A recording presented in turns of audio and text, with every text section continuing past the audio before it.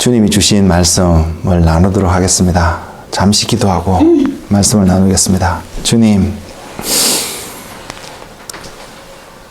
말씀 앞에 우리가 모였습니다.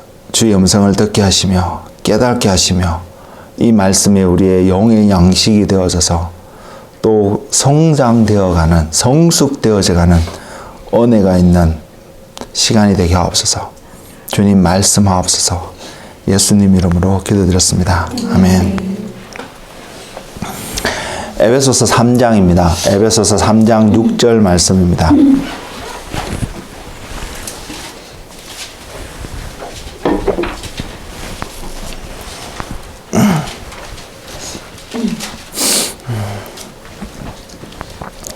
찾으신 줄 알고 제가 한 절 말씀을 읽어드리겠습니다. 이는 이방인들이 복음으로 말미암아 그리스도 예수 안에서 함께 상속자가 되고 함께 지체가 되고 함께 약속에 참여하는 자가 됨이라.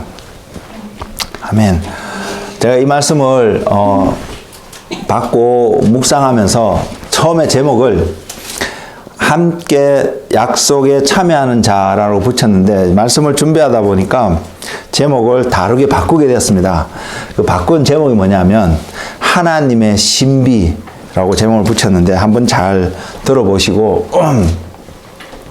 우리가 저와 여러분이 이 하나님의 신비를 통해서 제가 오늘 말씀을 준비하면서 느끼는 것은 하나님이 저와 여러분이 어떠한 존재인 것을 말씀하여 주시기를 원하신다는 마음이 있습니다. 그래서 여러분이 하나님 안에서 내가 어떠한 존재인지를 깨달아지는 시간이 되었으면 좋겠습니다. 먼저 드리는 질문은요. 성육신 하신 사건 알죠? 성육신이 무슨 말인지 아시죠? 영어로는 incarnation입니다. 성육신 하신 사건이 진짜로 있는 진실된 사건이라고 여러분 정말로 믿고 계신가요?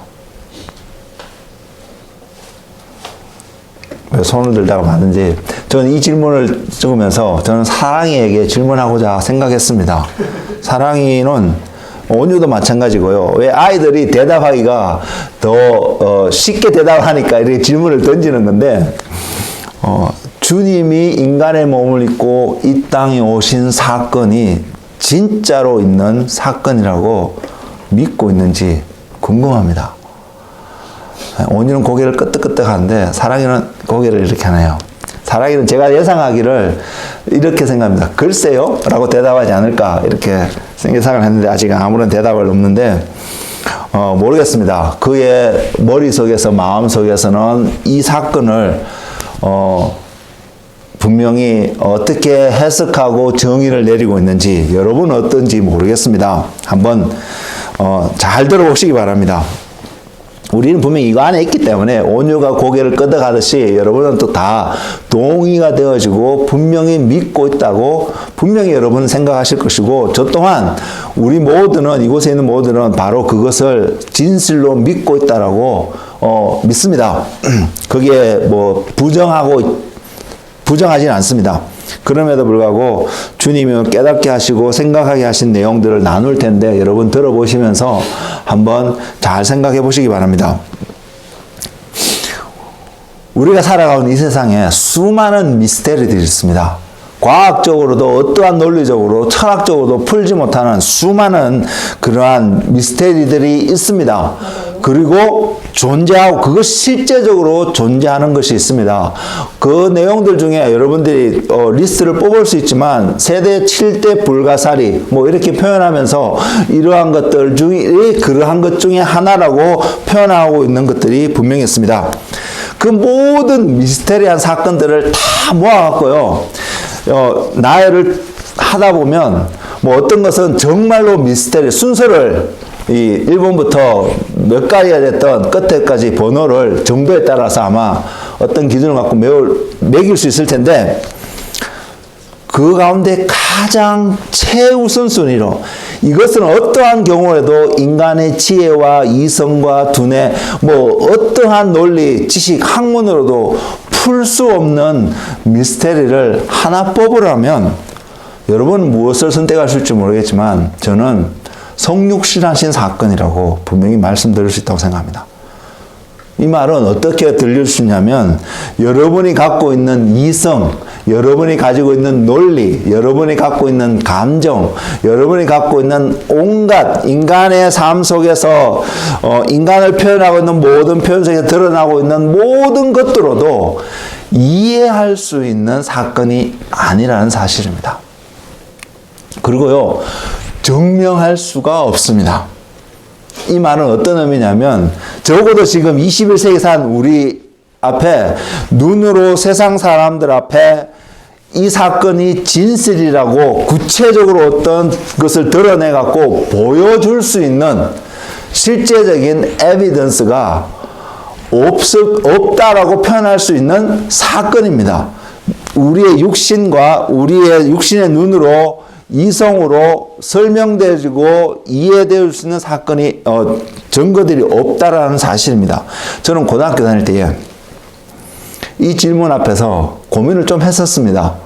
그러면서 생물 시간에 한 것을 배운 것이 있는데 무엇을 배웠냐면 한 동물이 또는 한 식물이 스스로 암수가 때에 따라서 암수가 나타나 스스로 자녀를 씨앗을 생산하는 그러한 이론을 그러한 이야기들을 생물 시간에 배운 적이 있습니다. 그것을 보면서 제 나름대로 어린 나이에 생각하기를 성육신하고 동정녀 마리아에게 예수님이 태어나는 과정도 그러한 관점에서 과학적으로 이해될 수 있겠구나 어린 나이에 생각했던 적이 있습니다.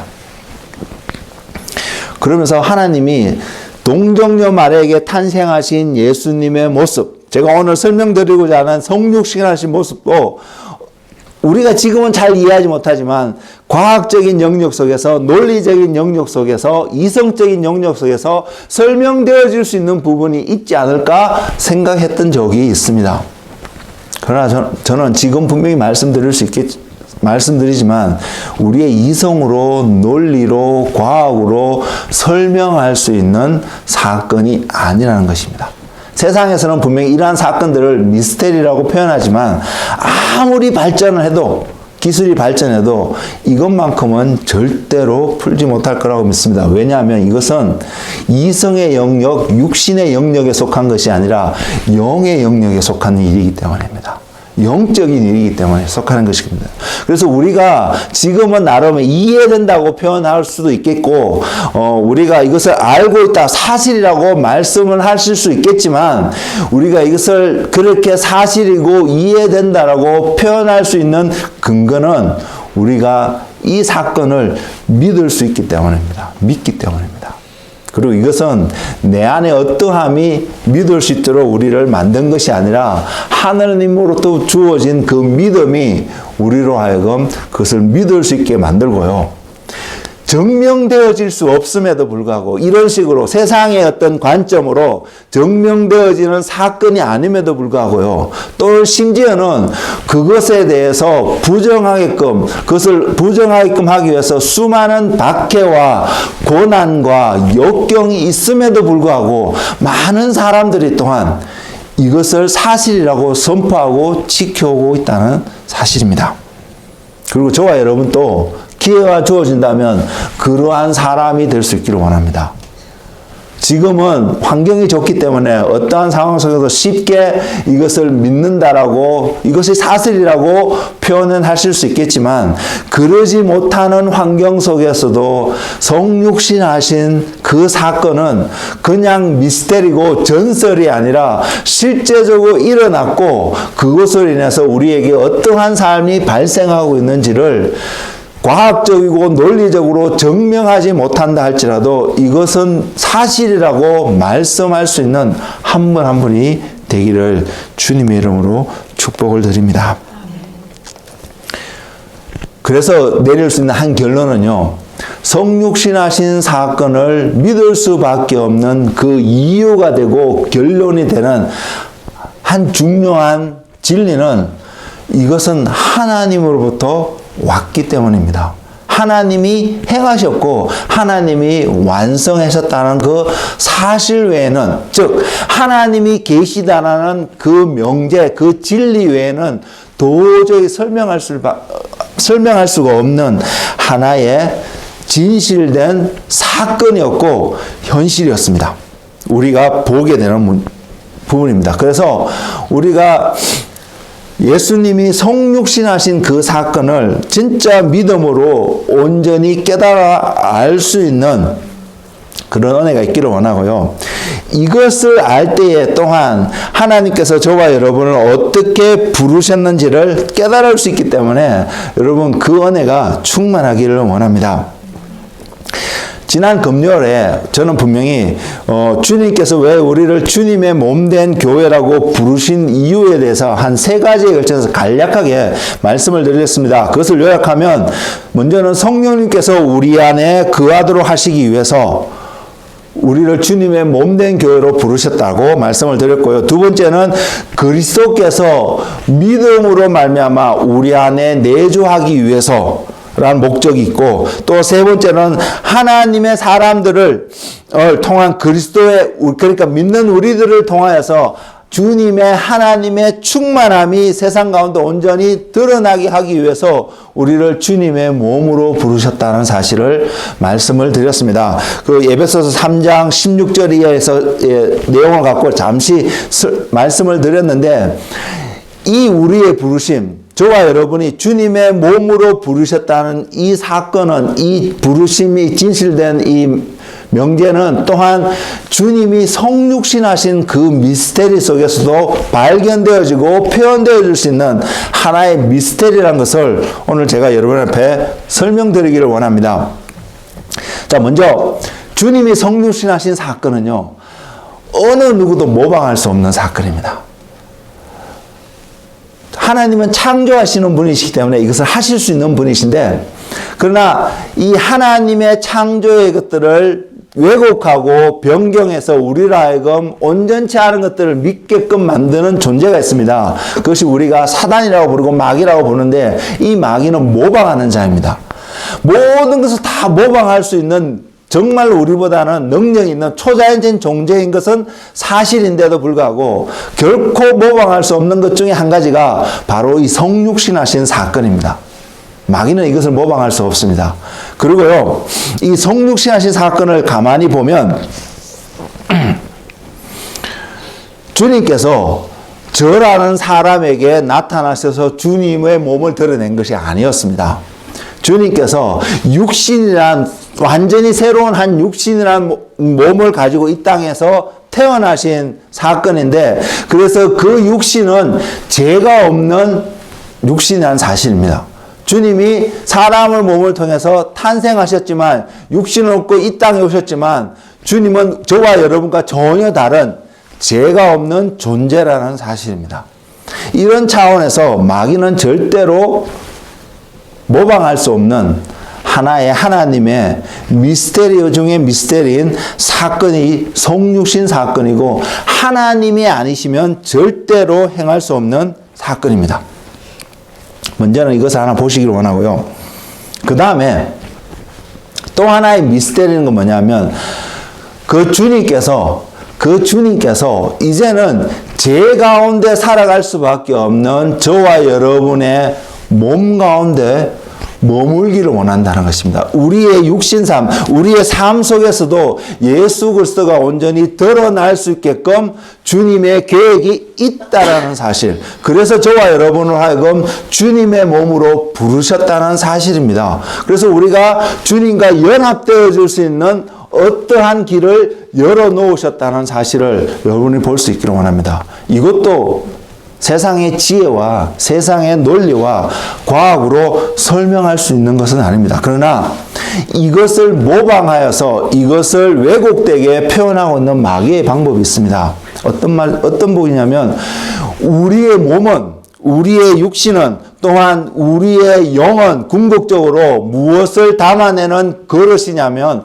예수 그리스도를, 하나님의 임재를 담아내야 되는 그릇입니다. 모두가 그렇게 창조되어졌고 그렇게 부르심을 입었습니다. 그래서 우리가 온전하게 되는, 좀 뒤에 좀 설명을 하겠지만, 거듭남이라는 과정을 통해서 주님과 연합되어 줄 수 있는 길 가운데 우리가 들어가게 될 때에 하나님이 저와 여러분의 삶 속에서 표현이 조금 그렇긴 한데요.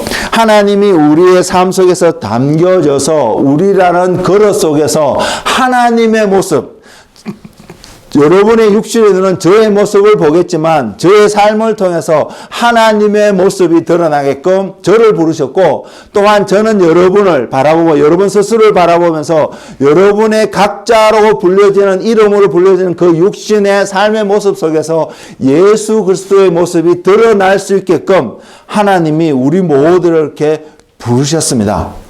그러나 사단은 이런 우리들에게 왜곡되게 나타나는 것이 자기의 졸개들, 또한 본인 스스로도 우리 가운데 나와서 드러내게끔 나오는 역사들이, 사건들이 우리가 살고 있는 이 땅 가운데 일어나고 있습니다.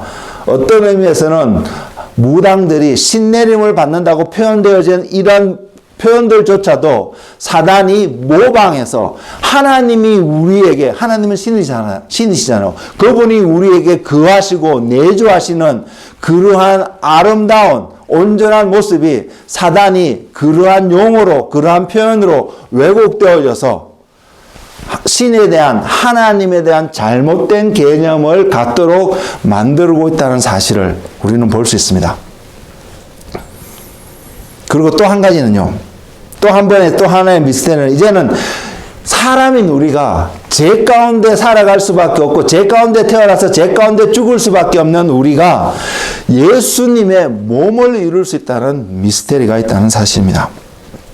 이것 또한 사단이 모방할 수 없는 거라고 저는 생각합니다. 어쨌든 성육식하신 그 미스테리로부터 시작해서 이제는 우리가 주님이 육신을 입고 이 땅에 오시는 모습으로 보인 한 부분이 있다면, 이제는 육신을 입고 태어난 우리가 주님과 같은 모습으로 바뀌어져 가는 그러한 사건이 우리는 지금 경험하지 않았습니다. 분명히 그러한 사건이 멀지 않은 장래에 반드시 일어나게 될 텐데, 우리는 그것을 통해서 하나님의 신비가, 하나님의 미스테리가 얼마나 사실이고 진실되고 어떠한 세상에 있는 논리와 사이언스와 그런 진리들보다도 더 위에 있는 온전한 진리인 것을 경험하는 그런 시간이들 분명히 우리 안에 주어지게 될 것입니다.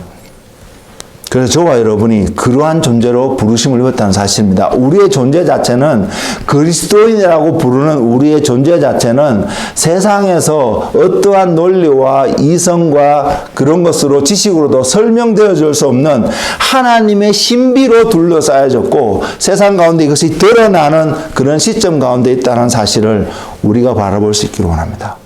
그럼 우리는 특별한 존재입니다. 하나님 안에서 우리는 분명히 특별한 존재입니다. 저와 여러분은 세상 사람들이 표현하는 아무것도 아닌 그러한 존재들이 아닙니다. 하나님 나라에서 굉장히 유명해질 수밖에 없는 그러한 존재라는 사실을 우리가 볼 수 있기로 하고, 우리를 그렇게 만드신 분이 바로 하나님이라는 사실. 반대로 하나님이라는 존재가 부정되어지면 우리의 그러한 아이덴티티는 당연히 부정되어질 수밖에 없는 것이 그리스도인이고, 또한 주님의 몸이 된 교회라는 사실을 우리가 알 수 있기를 소망합니다.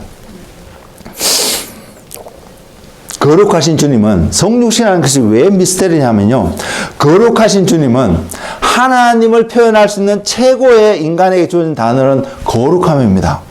그래서 이 거룩하신 주님이 거룩하지 않는 사람의 몸에, 거룩하지 않는 피조물의 어떠한 곳에 나타낼 수 있는 것이 실제적으로 불가능하다는 사실이기 때문입니다.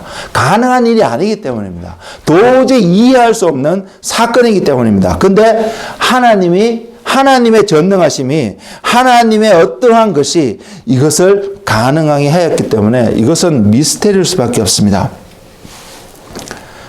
그리고 주님이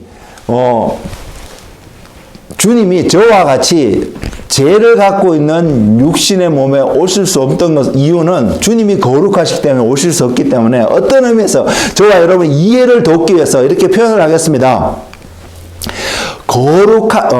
죄가 없는 새로운 한 몸을 입고 주님이 오셨다는 것이죠.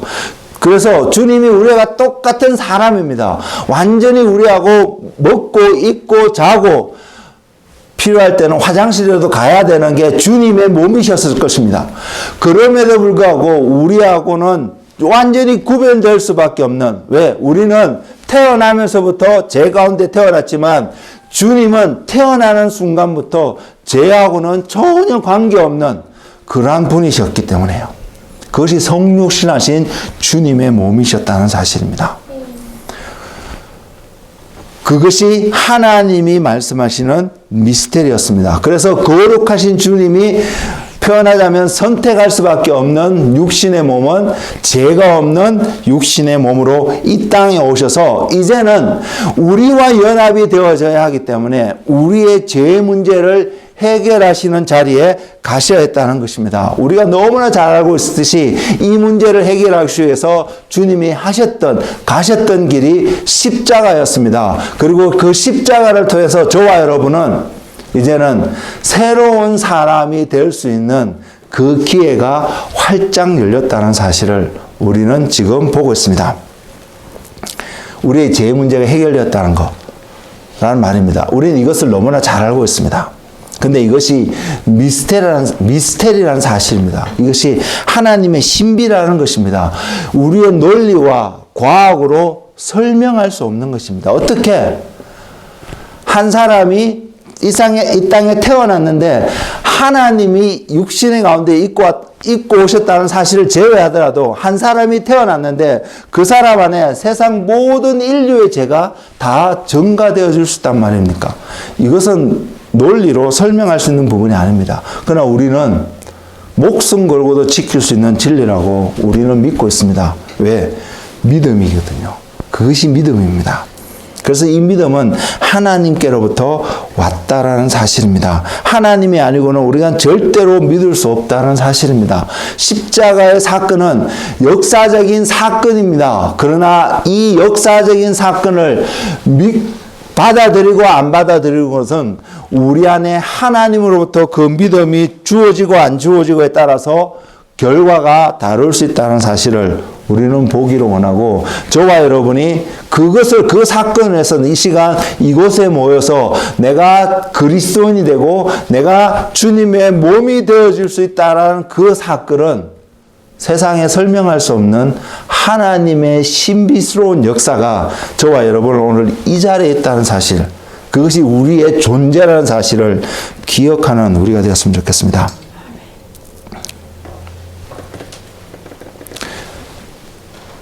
주님이 십자가에 돌아가심으로 우리의 죄 문제는 해결되어 줄 수 있었습니다. 근데 주님이 십자가에 죽는 그 사건이 주님이 우리 안에 자연스럽게 내주할 수 있는 사건은 아니었습니다. 또 놀라운 그 사건이 설명할 수 없는 사건, 그러나 증거가 있는 역사적인 사건이 바로 부활의 사건입니다. 십자가와 부활은 뗄래야 뗄 수 없는 관계임에도 불구하고 십자가와 부활은 하나로 뭉쳐서 보일 수 있는 사건은 분명히 아닙니다. 십자가는 죽음의 사건입니다. 이 죽음의 사건으로 우리에게 어떠한 은혜가 주어지냐면 우리의 죄 문제가 해결되어지는 그 은혜가 주어졌다는 사실입니다. 그리고 예수님께서 그 죄 문제를 해결하셨기 때문에 하나님께서 예수님을 통해서 우리가 어떠한 존재가 될 것을 보이셨냐면 바로 부활하신 몸으로 우리 가운데 다시 보이셨습니다. 그래서 우리는 거듭날 수 있다는 사실입니다. 주님의 부활이 없었다면 우리는 거듭날 수 없다는 사실을 또한 볼 수 있기를 원하는데요. 이것 또한 하나님의 미스테리한 사건입니다. 그리고 이 거듭나는 것, 예수님의 입장에서 예수님이 부활하시는 그 사건은 하나님의 성결의 영, 즉 하나님의 거룩하심으로 말미암아 예수님을 부활의 몸으로 다시 한번 만드셨다는 사실입니다. 그래서 저와 여러분이 내가 주님께서 십자가에 달려 돌아가심으로 나의 모든 죄의 문제가 해결되어졌다고 믿는 그 순간, 또한 예수님이 3일 뒤에 부활하셨기 때문에 그것과 연합이 되어져서 우리가 거듭난다는 사실을 믿게 되는 그 순간, 우리의 거듭남의 그 트리거 포인트는, 우리를 거듭나게 하는 그 이유는 바로 하나님의 거룩하심이 저와 여러분을 거듭나게 했다는 사실입니다. 그래서 우리가 거듭났다는 것은 우리는 거룩한 존재가 될 수밖에 없음을 성경은 우리를 그렇게 보고 부르고 있습니다. 거듭났는 자가 내가 거룩한 자리에 갈 수 없다고 생각한다면 그것은 하나님이 우리 안에서 놀랍게 역사하신 죄의 문제를 해결하고 부활로서 우리가 어떠한 몸으로 다시 한번 하나님 앞에 서게 될 거란 하나님의 역사를 부정할 수밖에 없는 사실이라는 것을 기억하시고, 우리의 목적은 우리는 주님과 같이 거룩함으로 나아갈 수 있다는 사실을 바라볼 수 있기를 소망합니다. 로마서 1장 4절에 바로 이것을 표현하고 있습니다. 성결의 영으로는 죽은 자들 가운데서 부활하사 능력으로 하나님의 아들로 선포되셨으니 곧 우리 주 예수 그리스도시라. 주님이 누구신가를 정확하게 보셔야 합니다. 하나님의 미스테리로부터 시작해서 하나님의 미스테리로 끝나시는 분이 주님이십니다. 우리의 언어로 설명할 수 없는 사건들이 예수 그리스도라는 그분의 삶들 속에서 일어났고요. 이제는 우리가 바라볼 수밖에 없는 것이 그 주님께서 저와 여러분을 그분의 몸으로 부르셨다는 사실입니다. 주님 한 분만으로 바라보면 아무렇지 않을 수도 있습니다. 하나님께서, 전능하신 하나님께서 한 분을 보내셔서 우리에게 하나님의 전능하심을 드러냈구나 라고 생각하고 거리를 둘 수 있습니다. 근데 주님이 하신 일은 그 주님께서 하나님의 미스테리 가운데 하나님의 전능하심을 드러내신 그 주님께서 저와 여러분을 부르셔서 그분과 연합될 수 있는 또 다른 하나님의 미스테리 가운데 저와 여러분을 부르셨다는 사실입니다.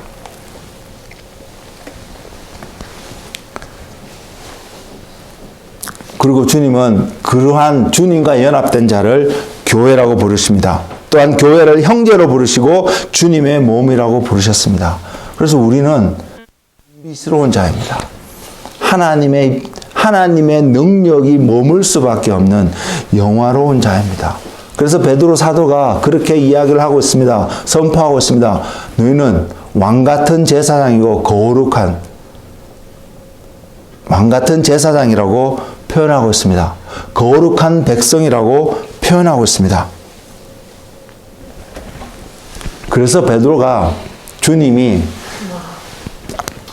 주님 앞에서 고백했던 그 고백의 내용이 이건데, 주는 그리스도시요 살아계신 하나님의 아들이십니다라는 그 고백 말입니다.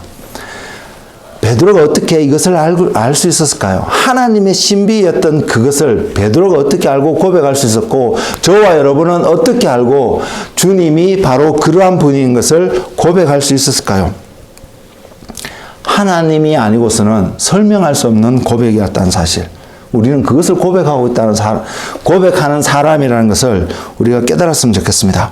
하나님이 성육식하신 바로 그 예수님이 하나님이라는 고백하는 그 고백이 저와 여러분을 바로 주님의 몸이 될 수 있도록 만들고 있다는 사실을 볼 수 있기를 원합니다.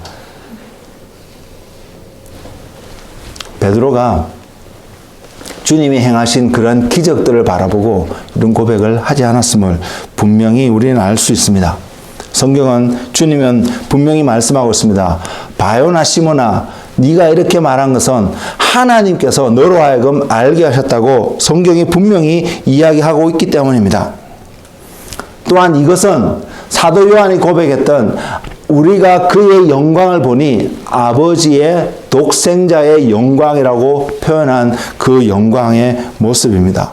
빌립이 주님께 나와서 아버지를 보여달라고 말했을 때 나를 본 자는 하나님을 보았다, 아버지를 보았다라고 말하는 말과 일치가 되는 그 표현인 것입니다. 그래서 저와 여러분은 하나님을 보는 자입니다. 하나님을 만날 수밖에 없고 하나님을 볼 수밖에 없는 존재입니다. 이것을 어떻게 할 수 있을까요? 이것은 믿음으로 가능한 일입니다. 믿음으로 할 수 있습니다.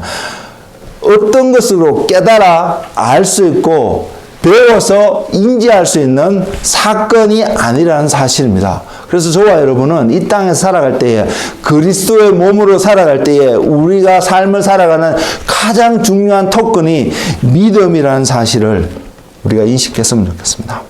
그래서 내가 지금 말하는 말 한마디, 하는 행위 하나하나가 하나님 앞에서 믿음으로 지금 그것을 말하고 행하고 있는지가 확인되어지는 은혜 가운데 살아가는 우리가 되었으면 좋겠습니다.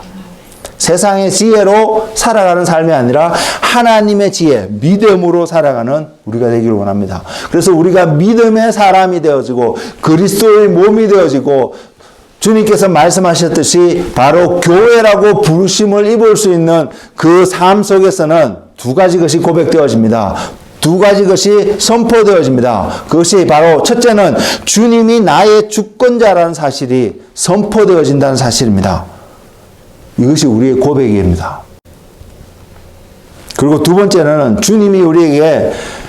주님이 가지신 권세가 우리에게 위임되어져서 세상 가운데 주님의 권세를 드러낼 수 있는 통로가 바로 주님의 몸된 교회라는 사실을 우리가 기억하기를 원합니다.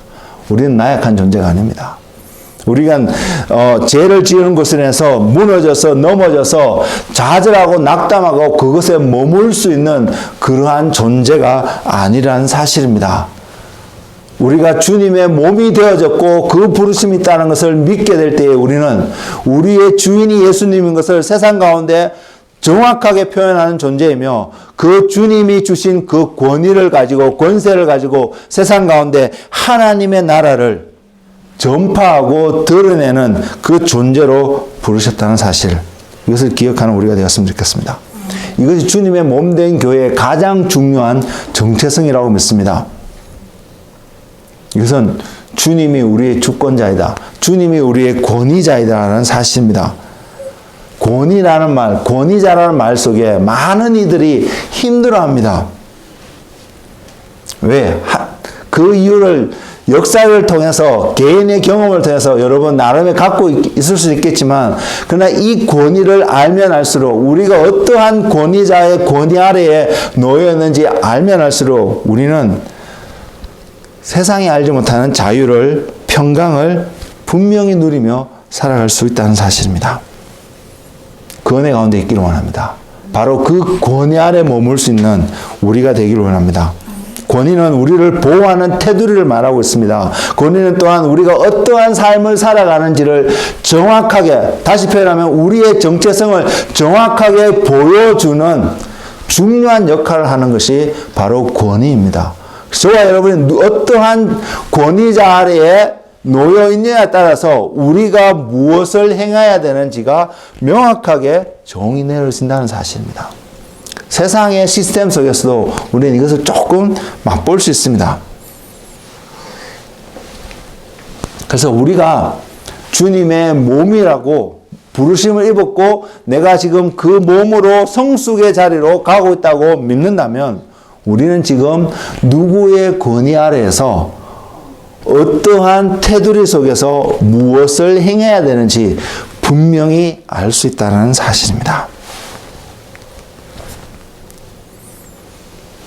그 한 특징이, 이 권위라고 대변되어지는 한 특징이 주님을 대신해서 세상 가운데 하나님 나라를 전파하고 하나님의 통치의 영향력들을 세상 가운데 드러내는 자들이란 것입니다. 주님은 주님의 몸을 통해서 세상 가운데 주님의 충만하심을 분명히 드러낼 것입니다. 부족함이 없는 하나님 나라의 온전함을 세상 가운데 드러낼 것입니다. 저와 여러분은 바로 그 부르심 가운데 한가운데 놓여있는 사람들이며 우리는 때에 따라서 어떠한 형태든 바로 이 부르심을 이루어가는 권위자 아래에서 그 권위에 순복하며 우리가 해야 될 일을 해야 되는 소위 다른 말 표현하면 순종해야 되는 그 부르심과 정체성이 있다는 사실을 우리는 기억하고 준비되어지는 한 분 한 분이 되기를 원합니다.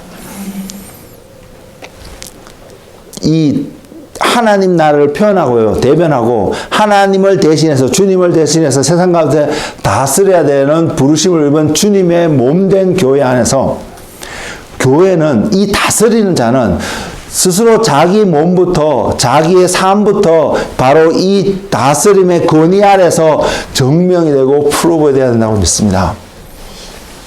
여러분 생각해 보세요. 여러분의 리더가 되었는데 여러분 자신이 어떤 정해진 규율과 권위 아래서 온전하게 행하지 않는다면 여러분이 갖고 있는 파워로 권위를 갖고 다른 사람을 그렇게 행하도록 온전히 할 수 있을까요? 전혀 하지 못할 것입니다. 그래서 교회는, 주님의 몸은 거룩함의 자리로 나아가야 합니다. 주님이 하시는 것처럼, 주님이 보였던 것처럼 바로 그러한 거룩함의 자리로 나아갈 수 있어야 합니다. 반대로 범죄했던 아담은 그것을 할 수가 없었기 때문에 그 권위가, 그에게 주어졌던 다스림의 능력이 사단에게 양도되어 줄 수밖에 없었습니다. 죄 가운데 있는 아담은 세상을 하나님을 대신하여 다스릴 수가 없었다는 사실입니다. 저와 여러분은 주님의 몸으로 부르셨던 그 순간, 우리가 십자가를 통해서 우리의 죄 문제가 해결되어졌고 부활하신 주님의 모습을 통해서 우리가 거듭난 우리의 새로운 피조물이 된 우리의 모습이 어떠한 것인지를 알고 믿게 되는 그 순간, 우리는 더 이상 죄 가운데 허우적거리는 나약한 자가 아니라는 사실입니다. 거룩한 자가 될 수밖에 없다는 사실을 성경은 보여주고 있습니다. 그래서 우리가 거룩함의 자리로 온전히 나아가서 이제는 우리를 아담이라고 표현하는 것이 아니라 교회로 표현되어서 세상 가운데 하나님의 것들을 드러내고 나타내는, 하나님의 충만하심을 드러내는 주님의 몸으로 부르셨다는 사실을 기억하고 그 자리에 머무는, 그 자리에서 우리의 역할을 감당하는 하나님의 자녀들이 되기를 주의 이름으로 축복을 드립니다.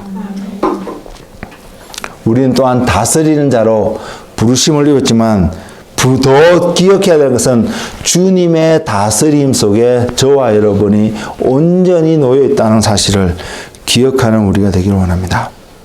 그렇지 않다면, 이 사실이, 이것이 먼저 정확하게 세워지지 않는다면 우리가 다스리는 그 다스림의 행위들, 이 땅에서의 행위들이 불법을 행하는 자가 될 것입니다. 그래서 성경은 보여주고 있습니다. 너희가 주님의 이름으로, 나의 이름으로 귀신을 쫓아내고 병든 자를 고치고 수많은 기적을 행하였음에도 불구하고 주님께서 어떤 그런 이들을 향하여서 불법을 행하는 자라고 말하고 있다는 사실 말입니다.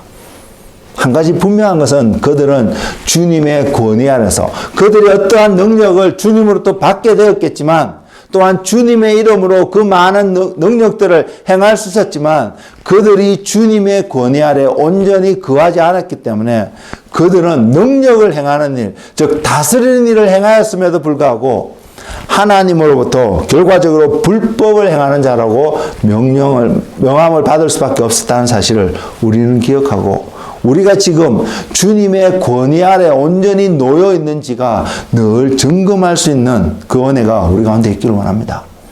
여러분의 말씀 가운데서, 여러분의 기도 가운데서, 여러분의 신앙의 삶들 속에서 하나님의 권위 아래서 그 모든 일들이 행하여져 가고 있다는 것이 늘 컨펌되어지는 은혜가 정말로 있기를 소망합니다. 조심하지 않으면, 주의하지 않으면 너무나도, 왜? 하나님이 부여해준 능력의 역사들이 우리 삶 속에서 분명히 나타날 것이기 때문입니다. 나타나기 때문입니다. 조심하지 않으면 바로 이 불법을 행하는 자리에 놓여 있을 수 있기 때문입니다. 여러 가지로 설명할 수 있겠지만 이 불법은 주님의 권위 아래에 존재하지 않는다는 것을 단적으로 보여주는 사실이기 때문입니다. 성경이 증가하는 복음은 바로 우리가 어떠한 자로 부르심을 입었다는 것을 분명히 보여주고 있습니다. 단순히 우리로 하여금 죄 가운데 죽을 수밖에 없는 우리를 천국에 보내주기 위해서 들려진 소리가 아니라는 사실입니다. 우리는 바로 주님을 대신해서 또는 주님과 함께 이 세상 가운데 주님의 풍성함을, 주님의 충만함을 세상 가운데 드러내도록 부르심을 입은 주님의 몸된 교회가 되었다는 사실입니다. 그래서 우리는 기억해야 될 말씀이 있습니다. 주님이 우리에게 말씀하고 있습니다. 무엇이냐면 마태복음 6장 10절에 있는 말씀입니다. 나라가 임하시오며 뜻이 하늘에서 이루어진 것 같이 땅에서도 이루어지이다라고 기도하라는 주님의 음성, 주님의 명령을 우리는 기억하고 바로 그 기도의 자리에 그것을 프랙티스하는 하나님의 사람들, 하나님의 몸된, 주님의 몸된 교회가 되기를 원합니다. 하늘에서 이루어진 하나님의 뜻이 무엇일까요? 이사야 선지자가 그것을 잘 표현하고 있는데 이사야서 61장에 표현되어 있습니다.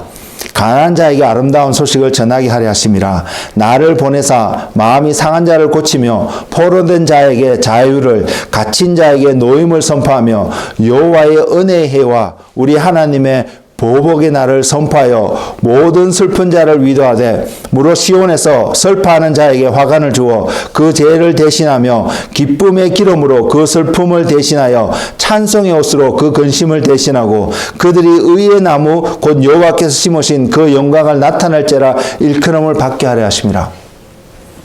우리는 하나님의 뜻이 이 땅 가운데 이루어지도록 그 통로로 부르심을 받고 그것을 드러내는 자로 부르심을 했다는 사실, 그리고 우리가 이것을 이 땅에서 프랙티스하는 삶을 살아갈 때에 이사야서가 고백하고 있는, 선포하고 있는 이러한 유의 말씀, 이 말씀에 근거한 삶의 여러 가지 모습의 형태들이 우리 삶 속에서 반드시 드러나게 될 것입니다. 여러분, 눈을 뜨고 저와 여러분이 믿음으로 하나님의 부르심의 삶을 살아가는 그 삶을 살아갈 때에 어떠한 일들이 일어나는지를 자세히 살펴보시기 바랍니다. 생명 대신 주님으로 말미암아 우리의 삶을 통해서 생명이 흘러들어가야 될 것이며 그 생명으로 말미암아 세상은 주님의 풍성함을, 주님의 충만함을 경험하게 될 것입니다. 우리 삶 속에 그런 일이 시작되고 있나요? 우리 삶 속에 그러한 일이 발생하고 있나요? 우리가 주님 안에 있다면 우리는 분명히 그것을 보게 될 것입니다. 그리고 만약 그것이 발견되지 않다면 저와 여러분이 지금 주님 안에 있는지 확인되어지기를 원합니다. 그러나 이것 분명합니다. 이것이 그리스도의 몸으로 우리를 부르신 주님의 부르심이라는 사실로 우리가 어떠한 존재인지 여러분 조금 보이시나요? 그리고 그 존재로 저와 여러분이 다듬어져 가고 빚어져 가고 만들어져 가고 있다는 사실을 여러분 믿어지시나요? 믿을 수 있기를 원합니다. 특별한 사람이 많이 부르신 하나님의 부르심이 아닙니다. 모든 인류가 이러한 자리로 부르심을 입었다는 사실입니다.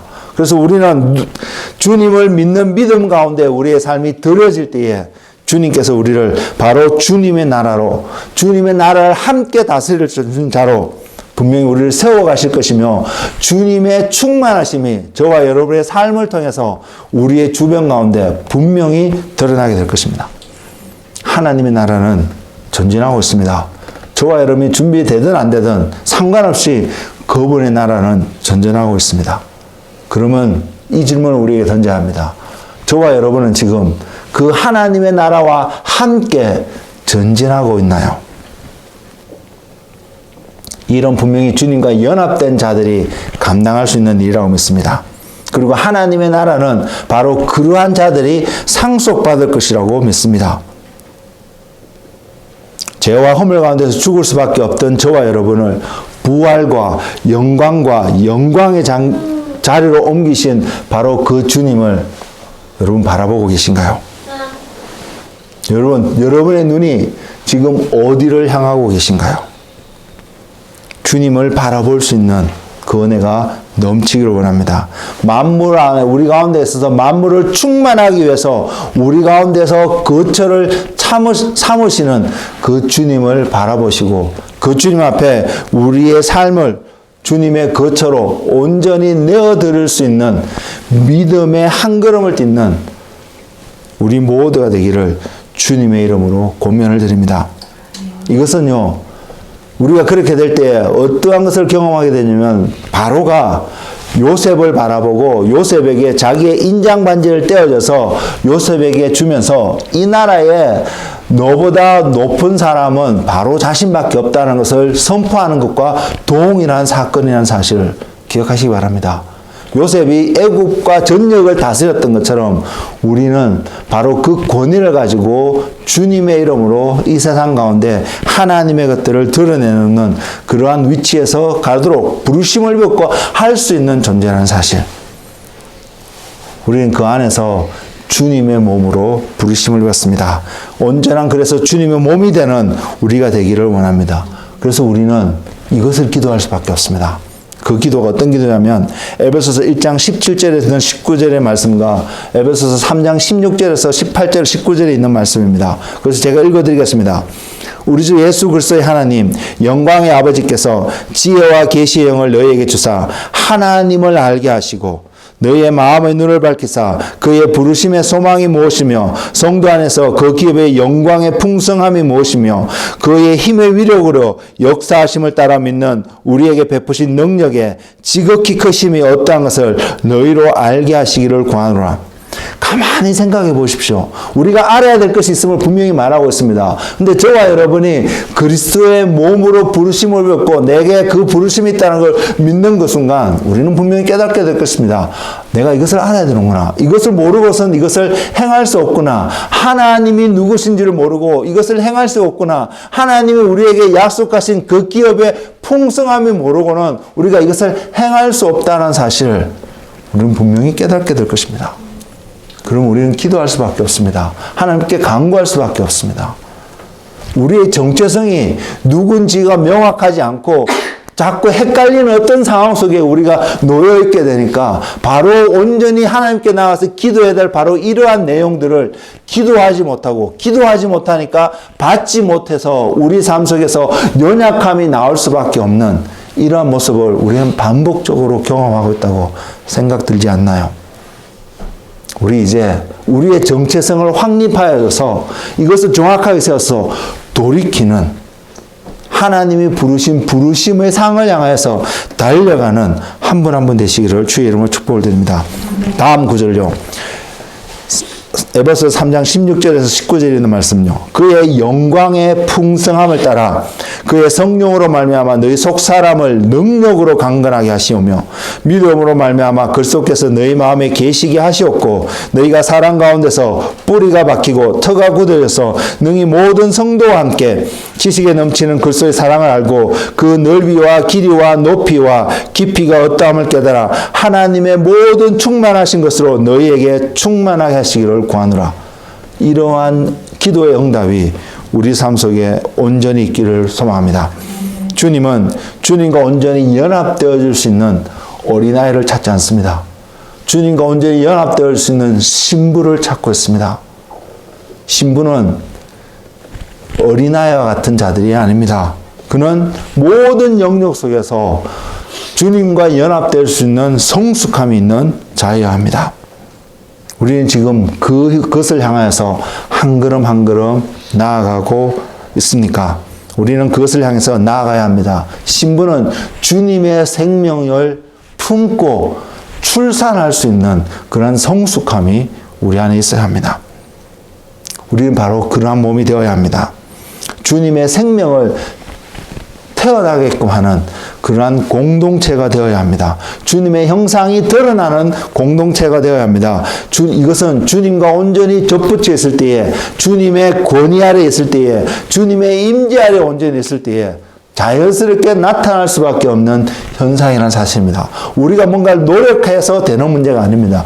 우리가 주님 앞에 접붙여 있는 이 정체성이 확립되어지고 세워져 갈 때에, 드러날 때에 생명력은 우리 안에서 자연스럽게 나타나게 될 것입니다. 우리에게 일을 행하실 그 주님을 바라보고 그 주님과 동행하는 은혜가 넘치는 한 분 한 분이 되기를 주의 이름으로 부탁을 드립니다. 기도하겠습니다. 이 시간 우리 모두가 자리에 일어나셔서 손을 들고 주님 앞에 기도하는 자리로 나아가기를 원합니다.